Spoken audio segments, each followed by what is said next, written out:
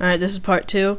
And we still notice that Bisu is not going to be able to do much harassment with these Corsairs, which is probably why he's not producing more. So he will be able to get his tech a little bit faster since he wasted those minerals. I see a top left expansion going up for Bisu. And the reason he's not getting those more Corsairs as he usually does is he wants to get his High Templar faster, which he has done because he's seeing a lot of Hydralisks right now, and Storms are pretty good against Hydralisks. So that's why he opted to get a few less Corsairs than he usually does. Savior is also taking another expansion. Right now he has 2 expansions and 1 coming up. Looks like some Zerglings coming in for Savior right now. Savior is going to kill this Zealot and going to be able to take out this expansion. Never mind, there's a Dark Templar here, and there's no detection over here. So this expansion is not going to go down. Bisu is going to manage to save this. But oh my god, this is really good micro right here. Savior moving those Hydras out of the way before the Dark Templar hits them. But reinforcements have arrived. There's no detection over there. And some Corsairs notice some open slots over here, and also some High Templar. So that expansion is not going to be taken out, but Savior does know that it's there. I think that a really big thing he needs to do right now is, I think the big thing that Savior needs to do right now is keep track of the army of Bisu. He does. Okay, so really nice there. He picks off those High Templar, but he's not going to be able to face these ground units, these Zealots and the Dark Templar. I don't know what's going on with Savior. He should have Speed Overlords by now. Oh yeah, there's the Speed Overlord. So those Dark Templars are going to be rendered pretty useless at this point, since I think that both Corsairs that Bisu had were lost. And I see some probes being main-arted to the new expansion for Bisu. I really think that that expansion is very hard to take out since it's on a cliff, and those cannons can cover it.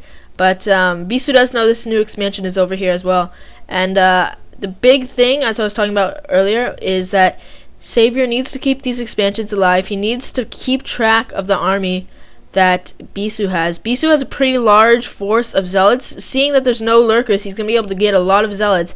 But he still needs some High Templar. There's too many Hydras for him to just go pure Zealots. But he does find an opening where there's no Overlords, and he's going to be able to kill a few Hydras, but he has to retreat. He's going to lose too many units otherwise. So at this point, he's going to have to try and pressure each of the expansions. I think that Savior should notice now that the expansion for Bisu, or the army for Bisu, is at the middle right. So I think that something Savior should do is take out the top left right now, since the army is not doing anything. But I think there is a major conflict going on right now, and a lot of Zealots go over here. Oh! 2 High Templars stuck behind there. They're trying to pick off some units over there. But the thing I was talking about earlier about skipping was, okay, I guess there's a, okay, never mind, game's back. And the thing I was talking about earlier about watching where his army was, I don't think that's possible since there's just a lot of Zealots now. But Savior is going to manage to take out this expansion that Bisu was trying to get up. Bisu knows that he's kind of behind in economy right now. And not really behind, but if he takes that 1 more expansion, it's going to leave him pretty well set for late game. We see a hive coming up right now, so Ultras are bound to come out very shortly, possibly the Defilers when Dragoons and Archons come. What I think is pretty interesting about this match is that Savior opted to completely skip Lurkers. He didn't get a single Lurker. And something I've seen for Bisu is that the only detection he has is photon cannons. Look how late he got his robotics facility, and he just got his observatory, I think. So you can see there that he just, both of them are adapting to each other's plays.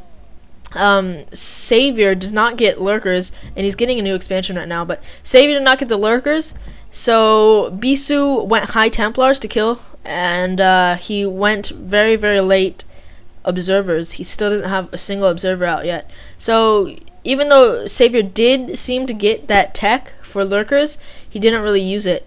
So it seems he's making a few Lurkers now, but he's getting Mutas. I don't know why he's trying to go Mutas, because it will be effective against those Zealots. However, since there's quite a few Corsairs out, and Bisu can just create more later, or just storm later, it's not going to be that effective. Though he does have some Scourge out, so that is going to be pretty effective. Oh, and we see here that Savior is actually trying to delay these. Oh my god! Savior tries to block off half the route with those Lurkers, delaying those those zealots there so that the mutalisks can come in. This is very, very nice. He's going to be able to damage those zealots. Don't know if he's going to be able to take out any zealots.